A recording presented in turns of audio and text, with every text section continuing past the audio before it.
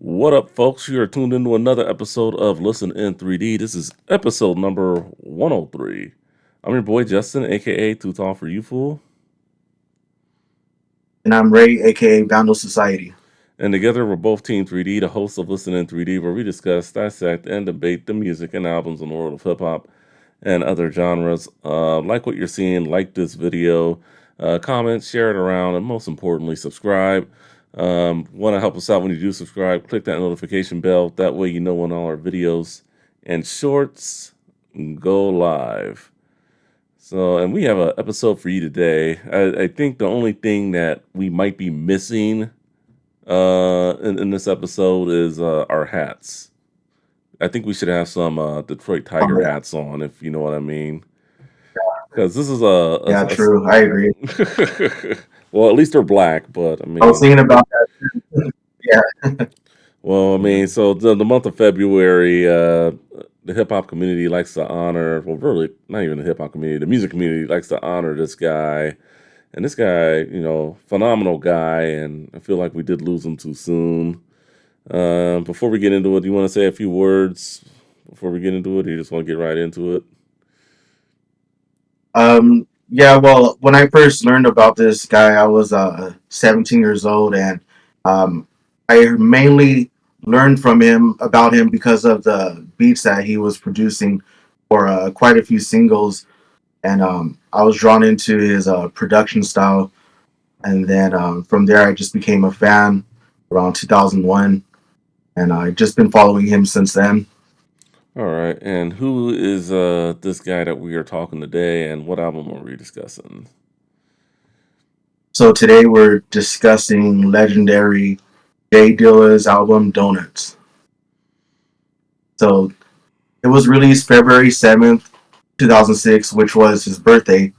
And unfortunately, he passed away 3 days later on February 10th, 2006. Through Stone's Throw Records, the album was released and it was his third studio album. It peaked at number 21 on the US Independent Album Chart. There are no singles. There's only one music video. It was put out as a contest from Peanut Butter Wolf to see who would produce and direct a music video for the song "Last Donut of the Night."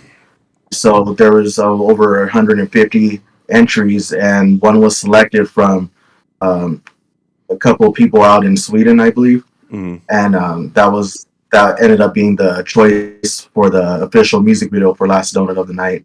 So there's just that video, and then there are no guest appearances on this album. All right, thank you very much. There are no guest appearances, but there are a ton of samples. uh, Definitely, so, yeah, definitely ton. yeah, yeah. So a little bit of a biography on Jay Dilla. His real name James DeWitt Yancey, or JD, as he went by in his earlier days. Dilla's legacy is celebrated in in over 20 year, in over 20 major cities worldwide during the month of February, commemorating his birth and death. He was born February 7th, 1972, and we lost him unfortunately February 10th, 2006. Raised in Conant Garden section of Detroit, he has created chart-topping singles for The Well, Common, D'Angelo, The Roots, Erykah Badu, Mos Def, Talib Kweli, Q-Tip, Janet Jackson, Busta Rhymes, and many others, as well as genre-redefining solo releases. Dilla's work touched all seven continents and left a forever mark on history and popular music. He is credited with creating the genre known as neo soul. Dilla succumbed. Uh, he was diagnosed with lupus in 2006 at the age of 32. Well, no, he died at the age of 32, but no, wait, no, at the age of 32, that's when he came down with lupus. And then Marine Yancey Smith, uh, you know, those are, and husband Tony Smith created the James DeWitt Yancey Foundation to ensure his musical legacy is at the forefront of providing music education. If you want more information on that, go to www.jamesdyanceyfoundation.org. I'll leave that link in the description for those of you guys that want to check that out. So I figured I'd just read that. It was straight from Spotify, just in case you guys were wondering. And then, just yeah, he did come from Detroit. I know his later years, at least when he was putting this album together, he was living in L.A. because I believe was it Common that tried to convince him to come out to Los Angeles to because of his health, and I know he was staying out there. I know he was real close to Common, so maybe you can elaborate a little bit on that. Yeah, so basically he left Detroit to kind of get I guess artists, they go through like a writer's block and or creative block. They get sometimes they get in a rut of things, and they're just kind of like Mm, they don't feel like they're really putting out any work, or their work is just becoming redundant. So it was moving to LA was was the invite was extended from Common. So Dylan moved to LA as a way to get like a breath of fresh air and to get re-energized with his production again. So that's when he moved to LA, and he's that's where he passed away, as unfortunately. yeah, yeah. So I know. So yeah, lupus is a killer, man. I know. Yeah. So I know he was Yeah, Yeah, he got diagnosed with it, and then I could tell like from some of his later pictures, like he was looking like really, really like weak. So because from what I read, he was right. in and Yeah, out of the hospital a lot. yeah. He even attended one of his last shows. He was in a wheelchair, and he Mm, had some of his friends like lifted him up onto the stage from the wheelchair, and yeah. he was just you can hear in his voice that he was pretty much just lack of energy. Yeah. Like That, it was that's just very him. yeah. That's pretty sad. The see that happen so young too, only 32 years old. Just Yeah. yeah. So this guy is referred to producers as their favorite producer. You want to explain that a little bit? Your producer's favorite producer? Uh, Basically, like the producers that you admire and like now, those favorite producers, they look up to or get inspired off of Jay Dilla's production, because the way his production is just so unorthodox compared to many other producers. The way they sample and the way their ears are, Dilla's is a little bit different. I read in an interview from people close to him. I believe it was Questlove that said Mm, that sometimes feels like Jay Dilla might be communicating with aliens, because he's on some other planet and some other level of production, and his ear is just insane. The way he flips samples and the way he chops them, and everything in the timing of his samples and his chops are just different, and not in a traditional sense that the way that we hear hip hop production being done. yeah. Well, yeah. So I'm not gonna lie to you. So, definitely listening to music.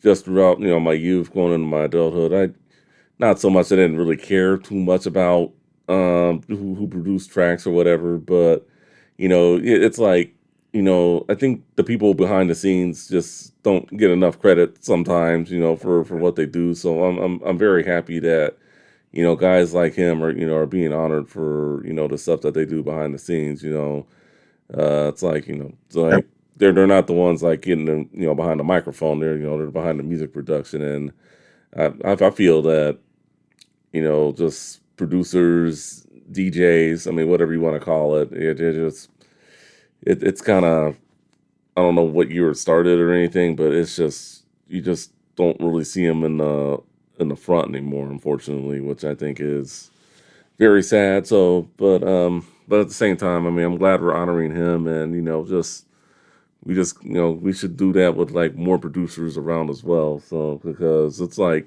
you listen to a song, and it's just like you go back and do your research. I'm like, what the hell? He produced this song, and we'll get into some of our right, favorite tracks that he's produced for various artists later on. But what I want to okay, know is for sure. like, but I want to know is like when you when you did, how did you discover him? That's what I want to know. In 2001. Oh man, so all right, I'm just gonna send a quick shout out to the homies that did turn me on to him. What's up, Miguel? Out there in Downey, you know who you are. You're the one that showed me. I told you before, man. You showed me a lot of stuff, a lot of music, a lot of ways and angles to approach music. And Juan as well out there in Downey. These two guys I went to high school with, and basically we were in high school, man, and these guys were already collecting records, spinning records, scratching records. Miguel, he was making beats back then too. He's still with it, still making beats. Um, and they both watched the show, so it's cool that they're gonna hear this from me. But yeah, so they're the ones that basically they put me on. Well, Miguel, he's the one that showed me Stones Throw Records, and then he showed me Jay Okay. Dilla. He showed me Matt Villain, Not villain. MF Yeah. Doom, Madlib. Okay. Yeah, he showed me all that stuff. So I pretty much just learned from there, and then since then I just been a fan, and then I kind of just went on my Ray. more and more through. Hey, Ray. All right. Yeah, Looks like we're so having some. Looks like that last part got cut off. I think we had some technical difficulties there. But yeah, what were you saying? You said you okay, you went want off. me to? Yeah, you said you went off on your own, and then after that, what'd you say? What was the last part? Yeah, Repeat like, it again. You were cutting out. yeah, you said you said you went out on your own, and then after that, it kind of cut out. So what'd you say? Oh yeah, so after being introduced to Dilla and a bunch of other artists to look into, I just went off on my own, branched out, and dug deeper into each producer or each artist discography and their beats and stuff. So they basically the two homies in Downey gave me the seed. They planted that, and then I just kind of grew into like this other deeper rooted production style. And both those guys too. They're about like we kind of all feed off each other. Like they know a lot of their stuff, their production, their favorite producers, their favorite beat makers. We kind of have that deep rooted understanding of the production side and the DJ side and the record side of hip hop. All right, very So well, yeah, very. So that's how you do it. So you definitely were a kind of guy when you did buy a tape or CD or a record. You definitely did read the liner notes, which is always good. definitely, Because man. Like many people don't. get going. Yeah, and what's crazy too is a little bit off track, but when the Chronic came out, I was reading the liner notes, and that's when I discovered like certain artists like or certain producers like Colin Wolf who contributed a lot to the Chronic. So I kind of just learned who was the bassist for this, or who was the keyboardist for that, or what instruments were being used, and who were the musicians playing those instruments for that particular song. And that goes hand in hand with digging in the crates when you're making beats. You're digging for jazz records or soul records, and you're looking at liner notes like, okay, this guy specializes in playing this instrument. Okay, who's doing the drums for that instrument or for this track? I mean, it kind of just naturally goes hand in hand with all of that. Yeah, yeah, certainly. I think the only thing I really got from liner notes was just, and I know the internet wasn't very big like in the mid '90s, but just the artist's real name. I just the first initial, Oh last name. yeah, So I to, mean to like that's written by yeah, written by, and then you could try to guess like what their first or last name was, I guess you could say, but because yeah, it's not now for liner. sure. I mean, hey, that's the start, man. I mean, you're already reading who was behind the Yeah, scenes with this, so that's the start right there. yeah, and then just so eventually internet wasn't big, but now it's easier because it's like, all right, like who Yeah, now it's like, yeah, all right, blah blah, you know who this guy is, all right, oh, that's his real name, okay, yeah, okay, you got it. And then I know like behind songwriting, people want to use their real names, so they have those masters and whatnot. So, yeah. Yeah, yeah. So anyway, so do you want to get into your favorite Jay Dilla tracks that he's produced over the years? Or you want to talk the album first, then do that? I'll leave it up to you. Um, yeah, that's a tough one because I didn't really make an official list of the favorite tracks that he produced, but I have the list ready for this for the Donuts album. All right, So all I'll right. get into the tracks for the album. All right. Well, I mean, I'm Yes. only going to go with like one or two. I wasn't going to have like a full list or anything, but so yeah, Okay. let's just talk the album first then. So I mean, for me, I'm just gonna, pre-listening thoughts. I mean, I knew it was gonna be like an instrumental album for me, and then album memories. I'm not gonna lie to you, I really wasn't keeping track on Jay Dilla like that back in '06. So I have no like real For album sure. memories of going to like the record store or anything like that. So I'll let you take it away. I'm pretty sure you have some memories of getting this album or when it came out. Yeah, dude. I was at Amoeba, the OG spot in Hollywood on Sunset, in '06 when Donuts was released. I bought the CD, which is this right here. It's pretty banged up now. It's been through a lot, man. This is the original right here, but at least the CD, is still in good condition. What's crazy? I also bought this Hmm. so the original songs that were sampled for the Donuts album right here. Okay. So this is pretty cool. Oh, that's pretty Yeah. nice. So all the original songs sampled. It's all compiled onto this CD right here. I also bought this at Amoeba as well back then. Um, yeah, I was just at Amoeba, specifically digging, and then I picked up Donuts because I was there and I saw it on the rack. So Hmm. that's where I bought it. Bought Did it back then. did you pick it up the day it came out, or did you, or was it after his death? No, just later that. Yeah, it was later that year in 2006. Okay. It wasn't. It came out. Yeah. Okay. All right. All right.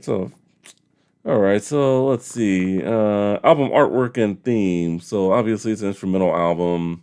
Jay Dilla looks like a nice picture. He's not showing his eyes. Has the hat laid down. Kind of like that. With the lid showing. The Detroit hat. Like I Yeah. said, I kind of feel yeah. Maybe next year we should do like get some Detroit black Detroit Tiger hats or something. We'll see, but but I mean, Yeah. yeah, looks like a pretty smooth picture. I like it. Yeah. So basically, yeah, this is a still shot from a music video. Okay, nice. Yeah. So the music video was from artists on Stone's Throw, Metaphor, for the music video Push. And so basically, um, on the set for that music video, Madlib was supposed to show up for the video, Hmm. but of course, Madlib being at the time he was a real sought out in the underground scene. So Yeah, he wasn't. He was kind of just more like on a rock star type level where he yeah. wasn't always showing up to the music video sets or whatever. So he didn't show up, but surprisingly, Jay Dilla showed up, and he was in the video with Med. Hmm. And basically, when Jeff Jenks, which is another creative behind the scenes in Stone's Throw, he was looking for an album or a picture of Jay Dilla to put on the album Donuts. So he went out and did some research. He hit up the director for that music video Push, and he asked him, "Hey, can we get some still photos of Dilla for the album cover? I want to use it for the cover." So out of all the still shots for the scene, um, that was the one that they landed on, which is on the album cover. But yeah, if you haven't seen like the actual music video, it's pretty cool. They're pretty much just laughing, having a good time, and he's shaking Metaphor's hand, and then he's Hmm. laughing, and then he like kind of tilts his head down, and that's the shot that um, they landed on. And of course, Jeff Jenks reached out to Dilla's mom for an approval, which would best reflect her son in that way. And so the mom agreed, like, yeah, this is a good shot of him right here. So that was like the story behind the album cover. All right. That's pretty And cool. yeah, and there is an alternate album cover. It's basically the alternate cover is like pretty much the donut illustration at the Randy's Donut Shop out in Inglewood by LAX. That's like a iconic spot right there. So basically, that was like Makes the no sense. alternate cover. Yeah, yeah. So That's yeah, pretty. that's the story behind the album. Yeah, Yeah, that's pretty cool. That's pretty cool. But yeah, so aside from that, let's get into well, it is an instrumental album, so it's gonna be so I mean there are no there are no singles, so what we could do, let's just get into our I guess our the most popular tracks, since this is a beat album, so I don't want to go based off the your favorite beat, since that would probably be your favorite track. So after doing research, I determined that the most played song on here is well, the top two anyway are "Don't Cry" and "You Love." So don't cry. I think was a very good song. I thought very unique how just saying don't cry throughout the whole thing, and it's yeah, it was definitely pretty unique. Any thoughts that you have yeah. on you cry or don't cry? Excuse me. Um, that yeah, that's a cool. It's cool because I like all the samples. Like Mm, the way he flips them, or and the way he rearranges everything is just it's just well done. And yeah. yeah, there's quite a few other tracks that I like. Yeah, that's one of my favorites as well. All right. Yeah, the production on it is good. Basically, man, like it's a collage. I would describe it. The Yeah. whole Donuts album is a collage of soul, jazz, and rock samples, Yeah. um, real chopped and rearranged, composed to 1.5 to 2 minute tracks. And I would just best describe it as a collage of 60s and 70s jazz and soul and rock. All right. Yeah, that's the best way I could describe that. Yeah, definitely.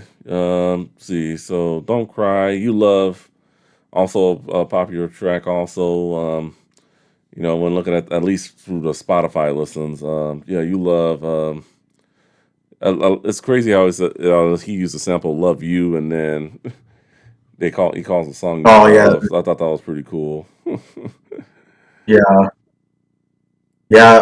A lot of the tracks on here, a lot of the titles actually were assisted with Jeff Jank once again from Stone's Throw. Hmm. Due to Dilla being, really sick during this time. He was in and out of the hospital, so there's always been an unclear uh, perception on where the album was produced, like where the tracks were made. Yeah. I do believe some of the tracks were made in the hospital because he had asked for his mom to bring him a stack of 45s and his SP 303 Hmm. to do some sampling while he was in the hospital room. So I understand he did a few tracks in the hospital room, and then the rest were at his studio at home. And Okay. then yeah, Jeff Jang pretty much polished everything up and made the tracks a little bit longer because it was underneath the 34-minute mark. So Jeff Jang Uh. did do a little bit. Yeah, he did a little bit more post production just to kind of build it up a little bit bigger on the record because yeah, a lot of the tracks are in the minutes, in the minute Yeah. mark or even the second. Yeah. There's only Yeah. one track that's over 2 minutes. Looking at the time on all the tracks, and that's the second track. Working on it. Oh, Working on. Yeah, yeah, that was a pretty unique too. Yeah, that track was 2 minutes and 57, almost 3 minutes. Otherwise, every other track is less than yeah, 2 minutes. yeah, So bros. And yeah, yeah, it's just crazy how it is. And you know what's dope too, man? Like I think it's best when it's like that because when you make something dope like that and you have it that short, it's almost as if you're wanting more of it. Like yeah, damn, that beat was dope, but I want to hear more of it. So it kind of gets people to seek out other types of production out there. other producers making similar beats, and because I know Madlib is notorious too for making 1 to 2 minute beats, and Yeah, this is like before, and this is before social media really blew up and made people have a less or lower attention span. This is like yeah, something more like it was giving people just a little taste of dopeness on the production, and then that was it. yeah. I Like mean, yeah, because today, like when people put out songs, it's like a lot of people's albums are songs less than like 3 minutes, like, and that's the norm these days. yeah, He was definitely ahead of his time with that. I feel, true, right? yeah. Yeah, Let's see. With that being said, what are your top three tracks from this project? man, my most top three, I would say my number one would be favorite. My favorite one would be Last Donut of the Night. Last I Song think of the that one Night. right there, man. Just yeah, Last Donut of the Night. Just the production on that, the way it sounds, it just sounds like it's like a sad song, as if he knew like his time was almost at an end, where it was Yeah, just it just kind of gives it that mood and that vibe to it. And yeah, that's one of my favorite songs or beats from him. And another one from the album is Stop. That one right there has a nice little sample flip. And then you hear like a little snippet of Jada Kiss. He was sampled in there as oh, well. okay, cool. And yeah, it in the song he makes it. I mean, in the track he makes it sound like is he's saying is death real, but Jada Kiss on the sample he's saying is that real. Hmm. But Dilla made it a little bit. He did his worked his magic, kind of made it sound like is death real, and that was kind of like a lot of these are like a lot of the tracks on here are kind of just like leading up to his death. Like he knew this Yeah, was like his final album, and a lot of the samples in there and a lot of the flips in there were kind of aimed along the lines of this is my last track ever for while I'm alive, at least for this album. So the way he flips a lot of samples, it just kind of gives it that sweeping mood, that melodic borrow mood, I guess you could say. And another one is another favorite of mine is Gobstopper and Time, the Donut of the Heart. yeah. Those are my favorite ones right there. All right, cool. I know for Yeah, me, I'm gonna do a little more than three because there's so much good material on here, but working on it, I thought was a right. very good lead in track. Yeah, Uh, that was a cool one right yeah, there. that was pretty cool. Time, the Donut of the Heart, that was really good. I like Stopped. Yeah, Stop was really good, and then I liked Lightworks really caught my attention. Just especially at the beginning. The Tomorrow People. Um, yeah, yeah, Alexa, stop. Damn, Alexa, I gotta unplug that thing when I start doing this podcast. But yeah, Lightworks was a really good one, and then yeah, like the whole Tomorrow People sample. That I watched that growing up, so that was pretty cool. And then Don't Cry, um, don't cry. Yeah, that one.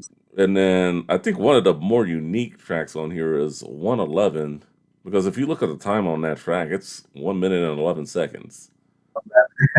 Yeah, that's Yeah, a unique one too, right there. yeah. So Yeah, like little things like that, like just mm, kind of shape up the way the album was put together. yeah, You Love, and then of course That's Last Donut of the Night, and then yeah, those were my favorite tracks. But one of the unique things that I thought about the track listing was how he starts with the Donuts outro, and then the last track is Welcome to the Show, which I yeah, thought was like a pretty, donuts intro. yeah, like the intro, like he did Yeah, everything backwards, or yeah, yeah, yeah. That was pretty clever. yeah, it seems like there was a lot to his, putting stuff together and everything when he would make tracks.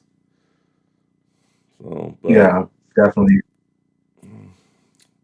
but yeah, so anyway, so no album cuts or expansions. Well, maybe, well, you probably would know better than me if there were any album cuts or expansions or any special editions or anything like that that have come out over the years? No, I would just say the special edition would probably be like I showed this earlier, the Oh, original songs that were used in Donuts, the oh, original samples of songs. Yeah, I would say that'd probably be the only thing.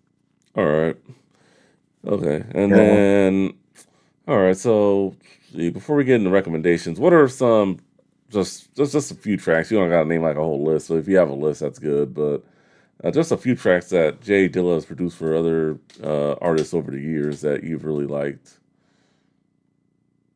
My favorite, I would say, "Stakes is High" for De La Soul. He did that beat right there. That's one of my favorites. "Stressed Out" for a Tribe Called Quest. "Find a Way" for a Tribe Called Quest. A lot of Slum Village production. "Fourth and Back" from Slum Village. "Climax."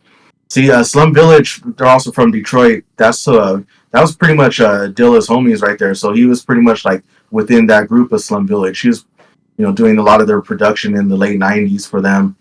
So that's one of my favorite groups right there. And I would say the Red from Madlib and their collab right there.